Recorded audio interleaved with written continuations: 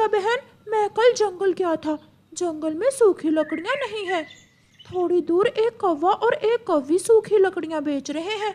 हम उन कौवों से ही सूखी लकड़ियाँ खरीद कर अपना अपना घर मरम्मत कर लेते हैं। दोनों वहाँ बैठे हुए थे कि कबूतर अपने सर पर लकड़ियाँ उठाए वहाँ आ जाता है। चिड़िया और तोते, जाओ जल्दी जाओ और कौवे से सूखी लकड़ियाँ खरीद लो। मैं भी कौवे से ही सूखी लकड़ियाँ लेकर आया हूँ।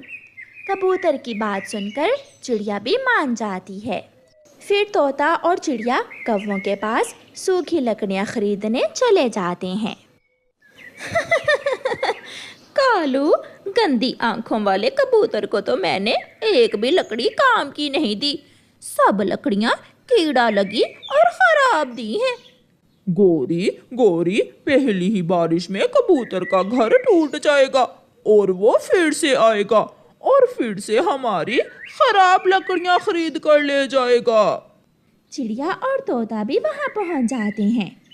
कौवी और कौवे, हमें कबूतर ने बताया कि आप सूखी लकड़ियाँ बेच रहे हैं। हम भी सूखी लकड़ियाँ लेने आए हैं। ये सुनकर कौवी कौवे की तरफ देखती है और खुश हो जाती है। बहुत अच्छा किया। आज के ज़माने में कौन मेहनत से जंगल से लकड़ियाँ काटता है।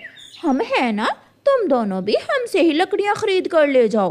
बहुत मजबूत और पक्की लकड़ियाँ हैं हमारी।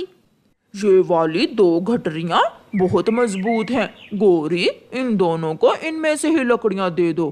क्या ही याद करेंगे ये दोनों। फिर गोरी कौवी चिड़िया और तोते को भी खराब और कीड़ा लगी लकड़ियाँ दे देती है। चिड़िया अपना घर मरम्मत कर लेती है। तोता भी अपना काम मुकम्मल कर लेता है। कबूतर ने तो पहले ही अपने घर का काम मुकम्मल कर लिया था। फिर दूसरे दिन ही जंगल में तेज बारिश शुरू हो जाती है। कालू, बरसात तो शुरू हो गई।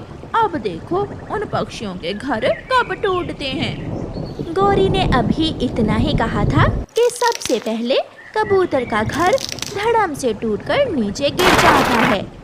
गोरी, आवाज सुनी है? लगता है किसी एक का घर तो टूट गया। अब वो दोबारा हमसे सूखी लकड़ियाँ खरीदने आएगा। इस बारिश के मौसम में सारा बेकार माल बिक जाएगा और अब तो मैं दाम भी बढ़ा दूंगी। उन दुष्ट कौवों ने मुझे खराब लकड़ियाँ दे दी। मेरा घर टूट गया। अब मैं कहाँ जाऊँगा ऐसी बारिश में। कबूतर चिड़िया के पास जाता है, मगर चिड़िया तो पहले ही अपने टूटे हुए घर पर बैठी रो रही थी। मैंने कहा था कबूतर भैया, मैंने तोते से कहा भी था कि हम जंगल से सूखी लकड़ियाँ ले आते हैं। उन कौवों की खराब लकड़ियाँ तो पहली ही बारिश में टूट गई। अभी बरसात का सारा मौसम बाकी है। चिड़िया, जो हुआ उसे भूल जाओ। अब आगे का सोचो, हमें क्या करना है। खिड़की में बैठा बैठा तोता नीचे छलांग लगाता है, क्योंकि उसका घर भी टूट जाता है। तोते ने भी तो कौवों से ही खराब लकड़ियाँ ली थीं। तीनों दोस्त बहुत परेशान थे। तोते और कबूतर, अब यहाँ मरने से अच्छा है हम किसी सुरक्षित ठिकाने की तलाश में निकल जाएं। उन दुष्ट कौवों का घर तो अभी तक ठीक है। हम पहले उन कौवों के पास जाते हैं। हो सकता है वो कौवे हमें अपने घर में ही रख लें। फिर वो तीनों कौवों के घर जाते हैं। चिड़िया दरवाजे पर दस्तक देती है। कालू जी, बाहर तोता, कबूतर और चिड़िया है। लगता है तीनों के घर टूट गए हैं। अब हम दोबारा उन्हें अपनी खराब लकड़ियाँ बेच देते हैं। कौवा और कौवी बाहर आते हैं। तुम तीनों यहाँ, क्या बात है? ये सब तुम्हारी वजह से हुआ है। तुमने हमें खराब और कीड़े वाली लकड़ियाँ दी। हम तीनों के घर टूट गए हैं। तो दोबारा लकड़ियाँ ले जाओ और अपने अपने घर फिर से बना लो। नहीं, हम यहाँ लकड़ियाँ लेने नहीं आए। तुम हमें कुछ दिन अपने घर में रख लो। जब बारिश रुकेगी तो हम जंगल से मजबूत लकड़ियाँ काट कर ही अपना अपना घर बनाएंगे। वाह वाह तोते, शक्ल देखी है अपनी, अपने घर में रख लो। चलो चलो भाग यहाँ से। मेरे घर में तो तुम्हारी चोंच ही आएगी और हम दोनों बाहर पेड़ की डाल पर बैठ जाएंगे। तुम बहुत बुरे हो, तुमने हमारे साथ धोखा किया है। जाओ जाओ, हमें भाषण न सुनाओ। चलो चिड़िया, हम सब दूसरे जंगल जाते हैं किसी ठिकाने की तलाश में। तो वो याद रखना, जो दूसरों का बुरा चाहता है हमेशा उसका अपना ही बुरा होता है। चिड़िया, कबूतर और तोता वहाँ से चले जाते हैं। कालू जी, सुनी थी उस गंदी आंखों वाले की बात, हमेशा उसका अपना ही बुरा होता है। कालू जी, हमारा घर तो मजबूत है ना, अभी तक तो टिका हुआ है, बना तो ये भी उन्हीं खराब लकड़ियों से है। कालू जी, अगर हमारा घर भी टूट गया तो हम क्या करेंगे? जब टूटेगा तो देखा जाएगा। चिड़िया, कबूतर और तोता तेज बारिश में उड़ते उड़ते दूसरे जंगल तक पहुंच जाते हैं। घने जंगल में उन्हें एक पेड़ के नीचे एक घर नजर आता है। वो घर है, शायद उसमें कोई ना हो, हम वहां जाकर देखते हैं। कोई है? कोई अंदर है?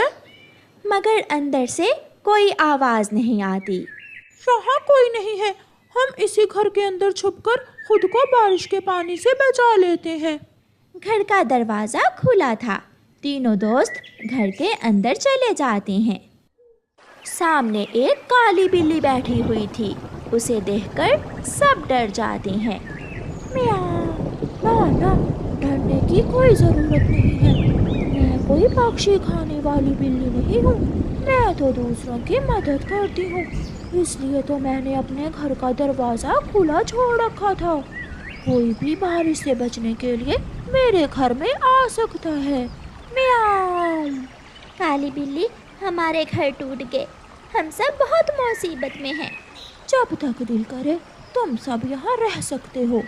तोते, अरे तोते, तुम बहुत डरे हुए हो, इसे तुम अपना ही घर समझो। बिल्ली मौसी का घर, ये घर तुम्हारी काली बिल्ली मौसी का है। म्याऊ। चिड़िया, मुझे डर लग रहा है, हमें यहाँ से जाना होगा। यार तोते, इतने प्यार से काली बिल्ली बोल रही है, हम आज की रात यहाँ ही गुजार लेते हैं और सुबह होते ही यहाँ से चले जाएंगे। म्याऊ। तोते, तुम्हारे दोस्त तो बहादुर हैं, तुम क्यों इतने डरते हो? मेरी माँ को एक काली बिल्ली ने ही खाया था। मैंने तो नहीं खाया था ना, होगी कोई बुरी काली बिल्ली, मैं तो अच्छी काली बिल्ली हूँ। म्याऊ। फिर वो सब काली बिल्ली के घर में ही रुकने का फैसला करते हैं।